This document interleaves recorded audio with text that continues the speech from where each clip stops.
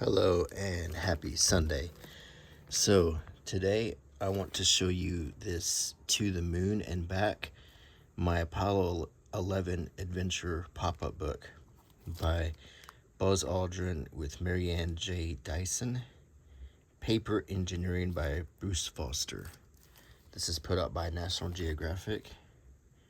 And on the cover, you can see a famous photograph of Buzz Aldrin on the moon,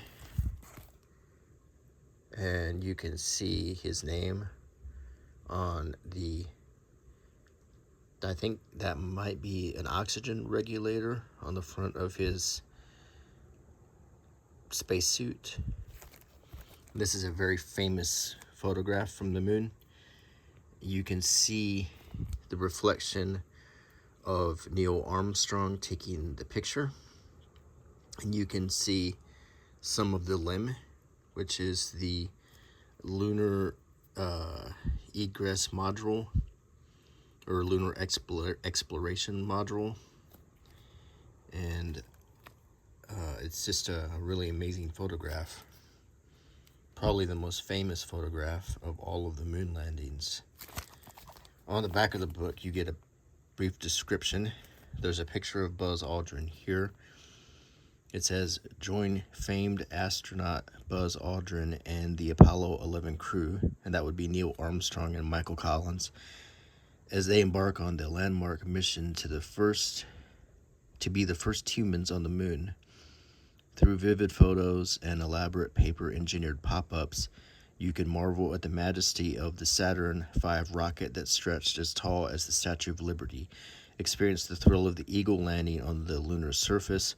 Hold your breath in anticipation as the Apollo 11 crew splashes back down to Earth, and cheer each advancement that brought the United States to the lead in the space race. From the Gemini missions to Alan Shepard's lunar golf swing, experience firsthand this incredible story of human achievement. Stunning pop-ups, Buzz Aldrin's compelling first-person narrative, and never-before-published personal reflections from the Aldrin family bring to life this epic journey. So there's also includes build a model Apollo 11 lunar module, or LEM. So let's take the plastic off.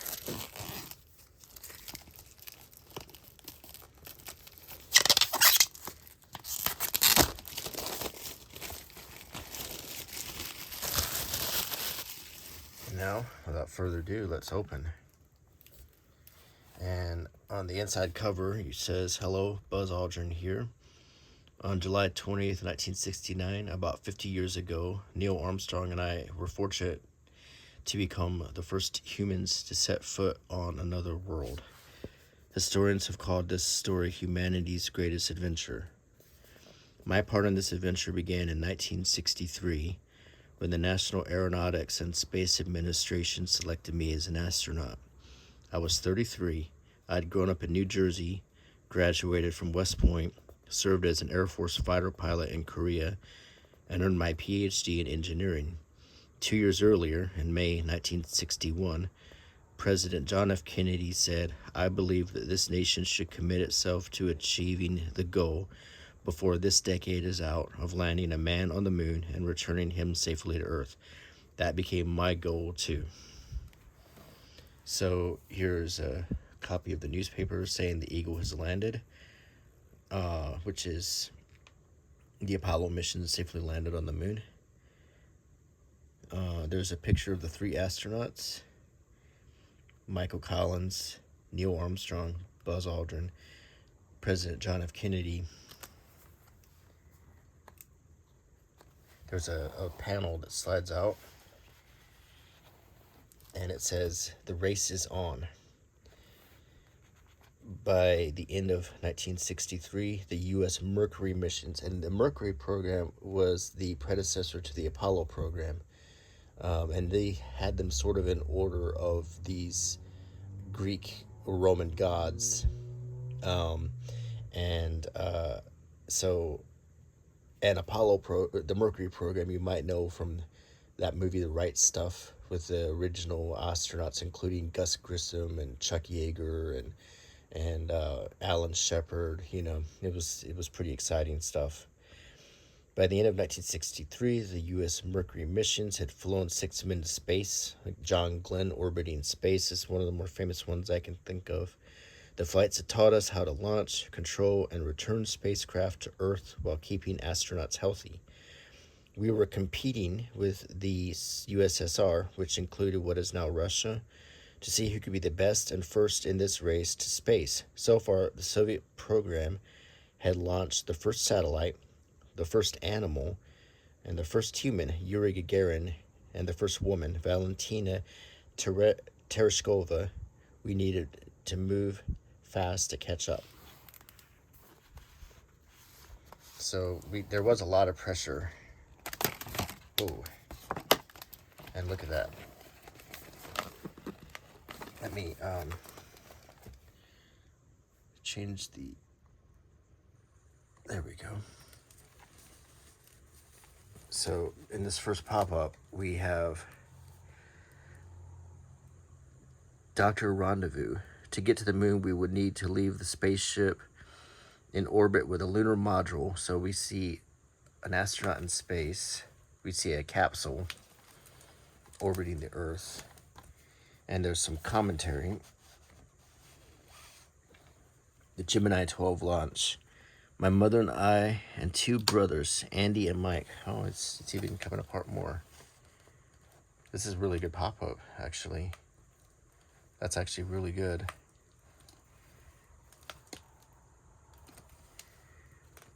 Two-sided. It's a good quality pop-up book here. We were at our home in the Houston suburbs when Gemini 12 lifted off from Florida with my father aboard. We followed the progress of the flight through the squawk box, a speaker in our home that was a direct link to the transmissions from the astronauts and mission control. I think my brothers and I got out of school for the day. Most of the people in the community where we lived worked to support the space program. So my teachers were quite used to having students who had astronaut fathers. It was a space race after all. It's one of his children, Jan Aldrin. So this is Aldrin Family Reflections. See if I can get it back in. There we go. I'll close this pop-up, and then we get the next one, and it is something else. It's look at that. The Saturn V rocket. Wow. This is testing the system. It was the Apollo missions that would eventually take us to the moon, but those missions did not start well. We knew there was risk involved in shooting for the moon, and Apollo 1 proved just how dangerous it could be. Gus Grissom, Ed White, and Roger Chaffee were the Apollo 1 crew. White, the first American to work in space, was my best friend. We'd served together in the Air Force. He'd encouraged me to become an astronaut. But on July 27th, 1967, during a routine simulated launch, tragedy struck. A fire broke out in the cockpit, and the astronauts could not escape. The door, called a hatch, was not designed to be opened from the inside. Though we couldn't bring our friends back, we learned from the experience. After that, the hatch design was changed so the door could open from outside. And that was a really tragic day when we lost Gus Grissom, Roger Chaffee, and Ed White. And you can hear a recording of their final words. It's just really heartbreaking. Here's Animals to the Moon and Back. Sadly, in April 1967, the first flight of the new Soviet Soyuz spacecraft crashed, killing cosmonaut Vladimir Komarov. But the Soviets didn't give up on the race. They fixed Soyuz and successfully tested it in the fall of 1968. That September, Zone 5, a lunar module with a Soyuz attached, became the first spacecraft ever to orbit the moon and return safely to Earth. On board were mealworms, fruit flies, and 2 tortoises, the first animals to fly to the moon. That's a little trivia. I didn't even know that. This picture compares the height of the Saturn V rocket with the Statue of Liberty, and you can see that it's taller. At the back of it, you can see all of the scaffolding, or actually, yeah, that's around the Saturn V rocket before the launch. You have some smoke effects, really good pop-up effects there. On this page is more information. By 1968, the Saturn V was fixed. So they had developed this this rocket, which was mostly booster. So basically, if you look at the rocket, the top portion was what would end up orbiting the moon and then returning to Earth. The rest of it was rocket fuel booster. I watched Apollo 8 lift off from Florida that December. The noise was so powerful that the thick concrete roof of the launch control center bounced up and down like a trampoline. The flight was a success. We still needed to test the LM in Earth, or the LEM, Earth orbit, before taking it to the moon, though. We did this with Apollo 9 in March 1969. Jim McDivitt and Rusty Schweickart put on the bulky lunar spacesuits. When they entered the LEM, they both got dizzy. What had been the ceiling on Earth was now the floor. Schweickart even threw up, but they soon adjusted. They flew the LEM 90 miles away from the command module. If the engines failed, they would be lost in space. I watched from mission control, hoping for the best. To our relief and thrill, everything worked. So, in January 1969, and I'm seeing that the theme of these little pull-out cards is the space race. So all of these cards are talking about, Earth against the Soviet Union and launching the dog into space. The Soviets launched Soyuz 4 with 1 cosmonaut and Soyuz 5 with 3. Once in Earth orbit, the 2 Soyuz crafts docked. Then the 2 Soyuz 5 cosmonauts strapped oxygen packs to their legs and spacewalked over to Soyuz 4. The simulated way the cosmonauts would transfer to and from the Soyuz to their Lunar Lander. In one amazing spaceflight, the Soviets had done what had taken NASA the whole Gemini program to accomplish. But the race was complicated and tricky. The success was soon followed by the failure of their moon booster. I don't know if there's anything on the back. On the back of these cards, there's actual information. So we actually skipped a little bit. Let me back up. So,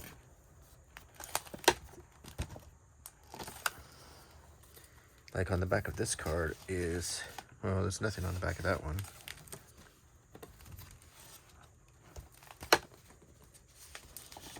Nothing on the back of this one.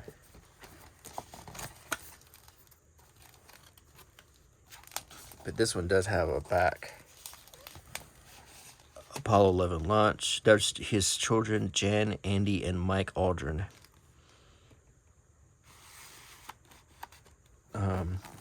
Apollo goes to the moon. So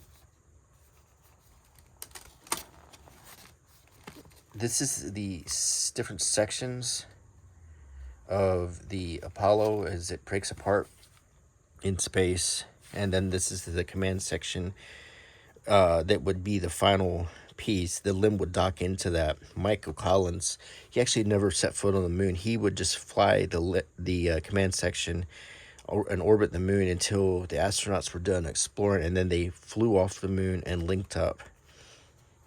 Here's a great picture of the astronauts,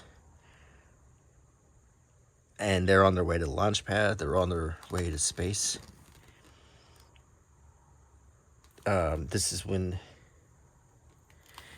This is describing the stages. My moon adventure started at 4:15 a.m. on July 16th, 1969. After Neil Armstrong, Mike Collins, and I had steak and eggs breakfast, we headed to the suit room and got dressed. Nearby, more than 1 million people waited to see the launch. The last to climb aboard, I sealed the hatch. T-minus 10, 9. I looked to my left at Armstrong and to my right to grin at Collins. 4, 3, 2, 1, 0. All engines running. Amber lights blinked on the instrument panel. There was a rumble, like a freight train. Liftoff. It was 9:32 a.m. As we lifted off the pad, it felt like we were on top of the long swaying pole. The first rocket stage used up its fuel and fell into the ocean a few minutes later. Oddly, the second stage engines made very little noise. 3 minutes into the flight, the long, thin rocket on the tip of the Saturn V released, blasting free. If there had been a problem with the flight, it was designed to have pulled the command module to safety. Now that it was gone, we could see out the windows. Earth's horizon curved away from the Atlantic. Soon the black of space appeared. At 9 minutes, the second stage dropped away. The third stage engines fired. It had only taken about 12 minutes to reach Earth orbit. Collins took off his gloves, and they floated. So if you wonder how this big rocket got off and beat the pull of gravity and the atmosphere, it's because it was in stages. So if we go back to this rocket, it's very long and tall and huge, so it needs a lot of thrust to get through the atmosphere. So that was the first stage on the bottom, and it was full of fuel. And then when it was done, when it broke away, you had a lighter rocket and then a fresh engine. So then the next stage fires and it gets you farther, and then the same thing with the third stage, and so on. And that's the principle, is thrust and a lighter object to thrust. So, and then more catching up on the space race. Then they're talking about how the Soyuz astronauts spacewalked. A lot of competition with the USSR, and this is a picture of the Soyuz 4 and Soyuz 5 docked together and displayed at the Russian Museum.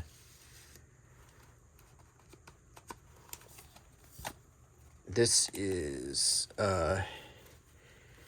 bug-eyed space monster. Though astronauts have mastered many of the pre-landing steps in space, Armstrong and I worked in a LIMS simulator in Florida to master the steps of what would be our descent into the moon's surface. The visual effects were crude, but they gave us an idea of what to expect. It was kind of like we were looking out of the LIMS window to see the moon's surface. One day, as we looked at the blurred image of the moon rising towards us, we saw a huge bug-eyed space monster. A member of the training team had stuck a dead horsefly on a pin in front of the camera. Our laughter echoed from Florida to Mission Control in Houston. So that was just a prank. And I really like all of these little anecdotes that he's thrown in to give this book a personal touch. So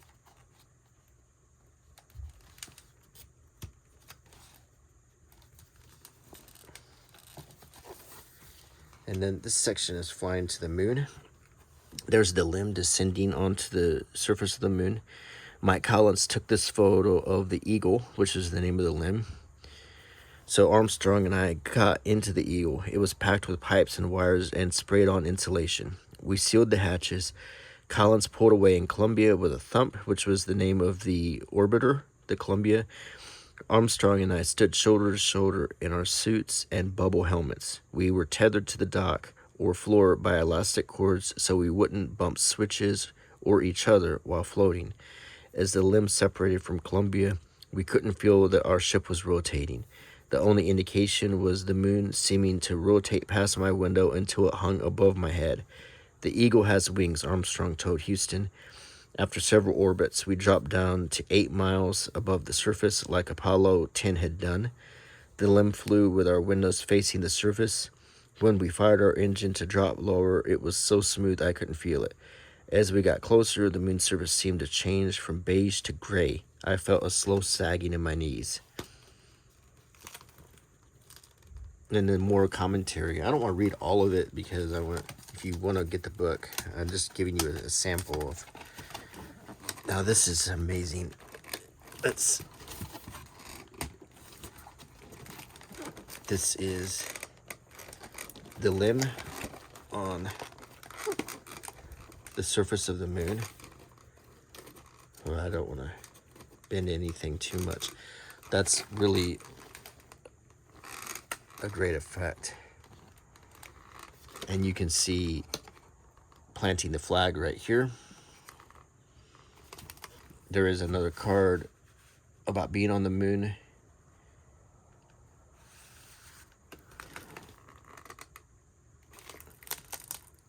That's probably the centerpiece of the book right there.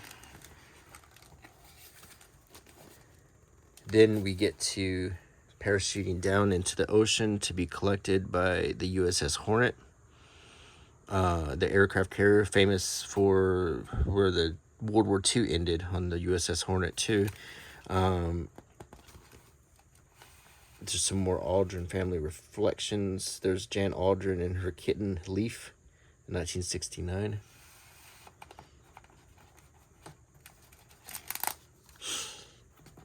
And the space race.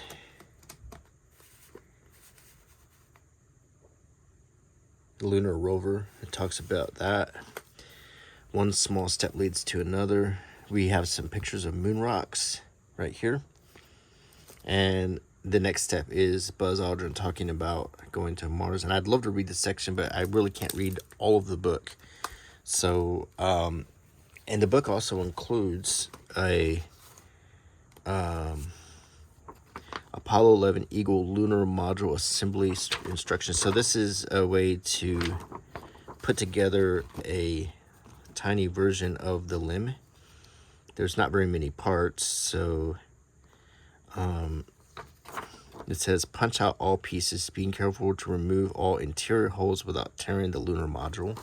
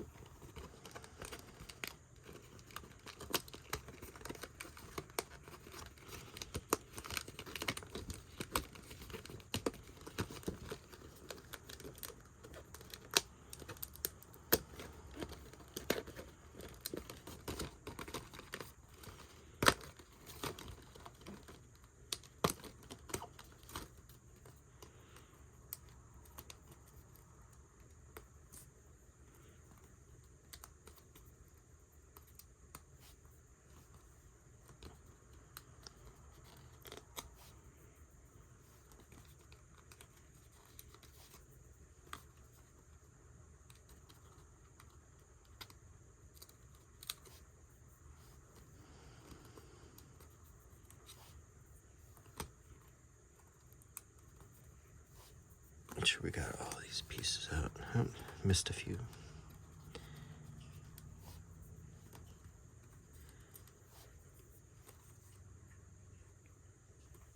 Okay.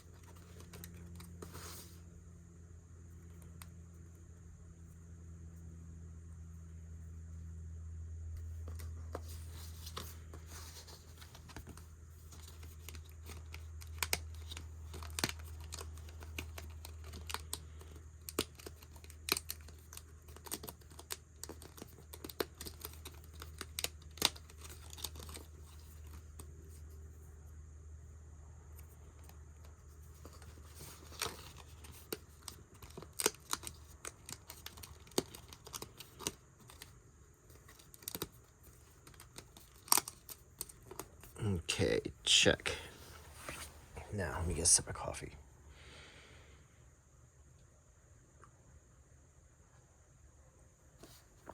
Fold the gold belt into an octagonal shape but do not lock the slits at the ends of the belt together.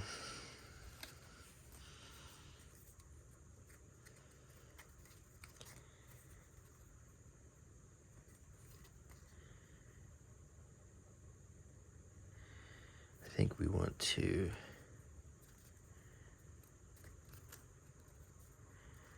fold on the little creases.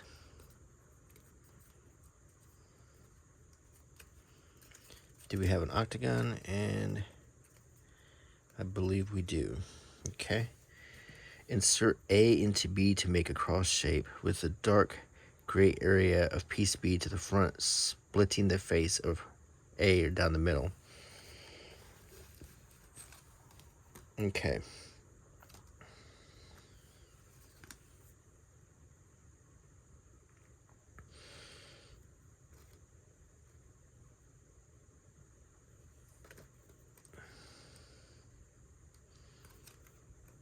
This is B. This is A. Okay. Insert A into B to make a cross shape. Like that. Okay. Fold the front face piece backward along the fold.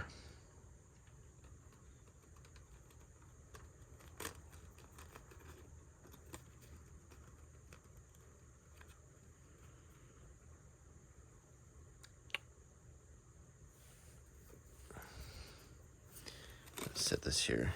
Fold the front face piece backward along the fold.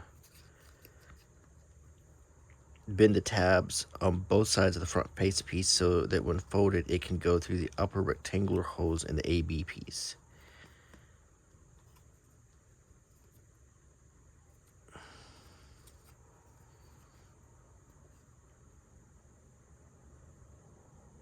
Slide the front face piece into the slit on B above the ladder along the fold.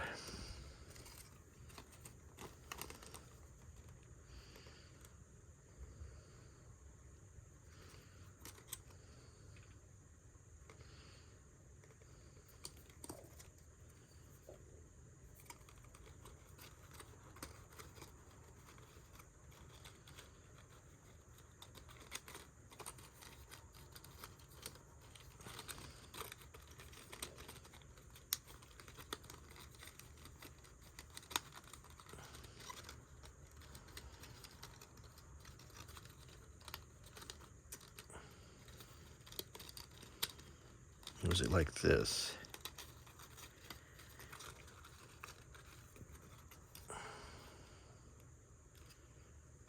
Let's see.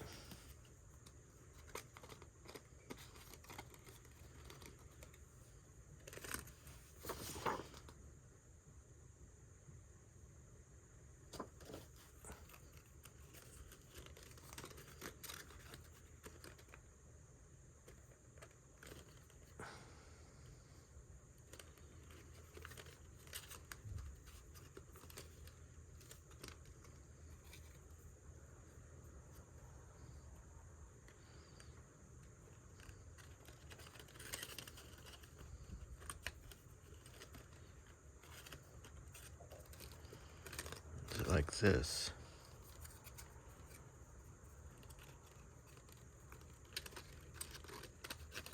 It's gotta go here.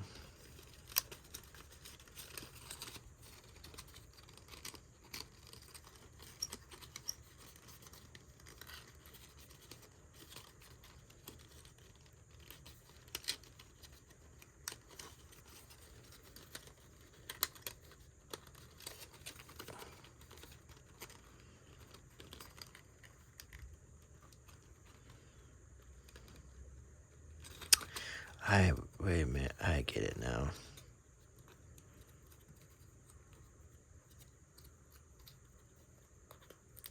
Fold these in like this.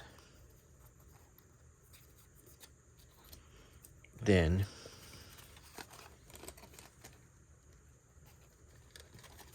get this back together.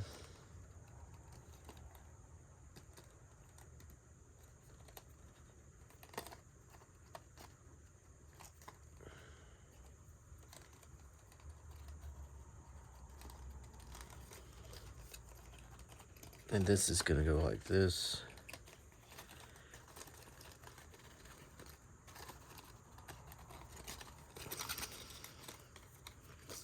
Let me put one in already.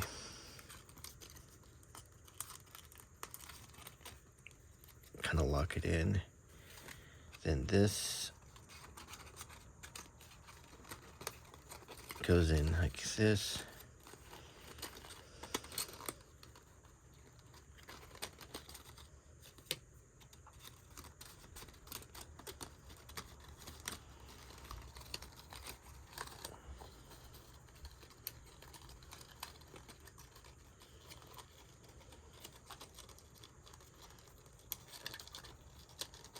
Okay. Oh.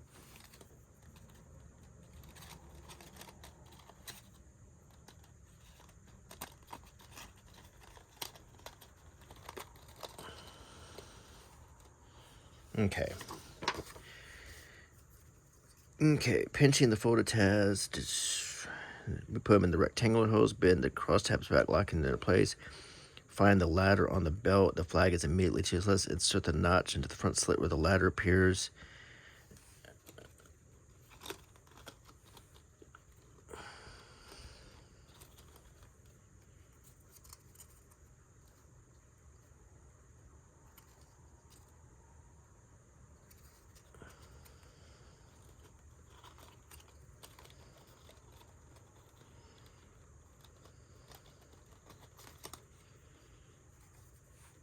Okay.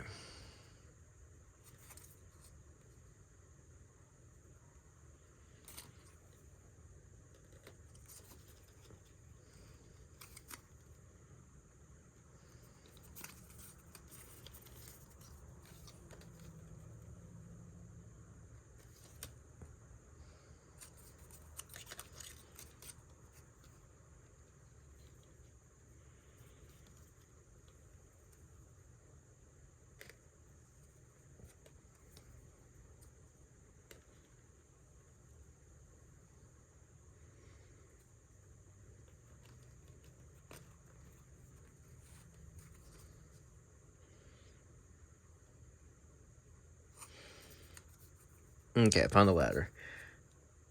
Insert the notch into the front slit where the ladder appears into the AB cross piece.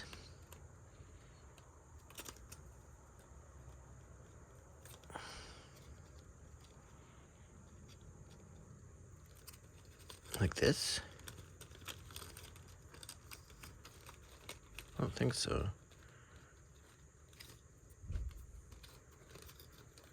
Into the AB cross piece.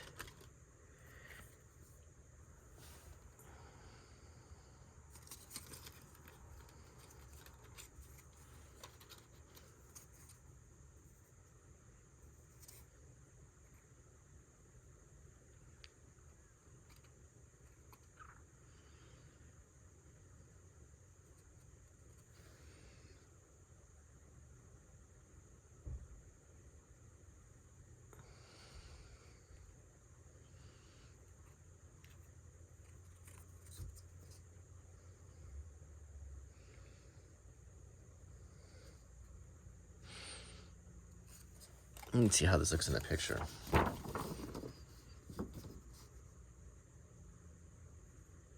It's kind of hard to tell.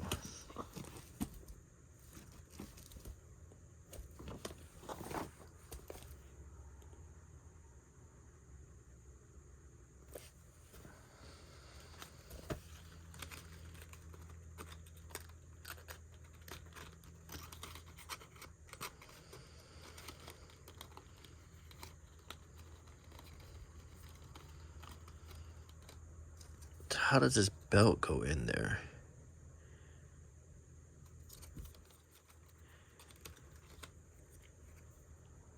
There's the ladder. There's the ladder right here. So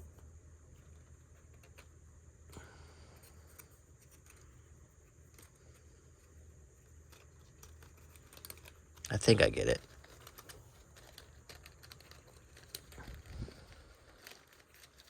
Like this.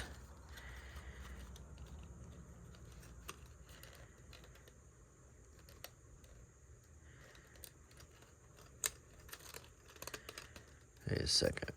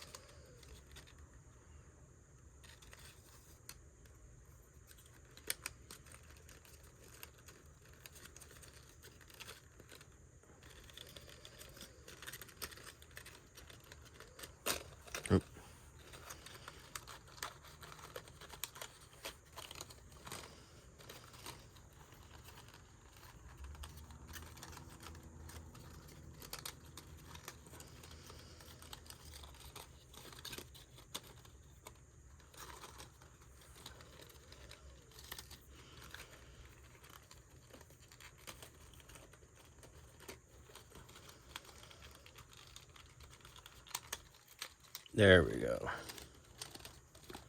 And there we have it. We have a small paper version of the limb.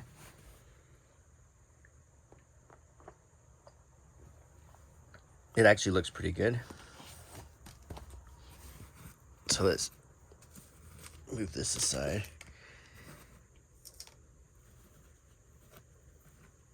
Okay. And we've got a little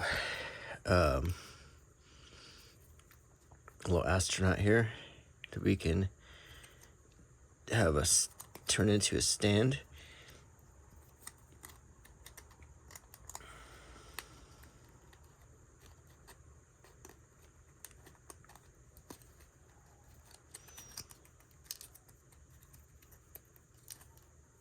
There we go. Now you got a nice little limb. And it looks really good, actually, for a very quick paper folding craft. Put that right here. This little astronaut right here. And you have a nice little display. So,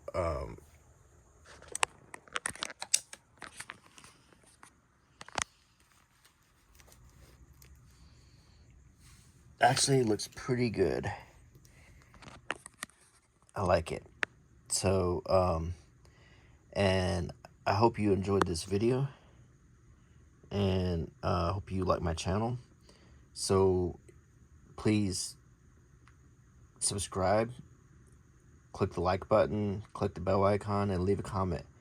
And until next time, bye.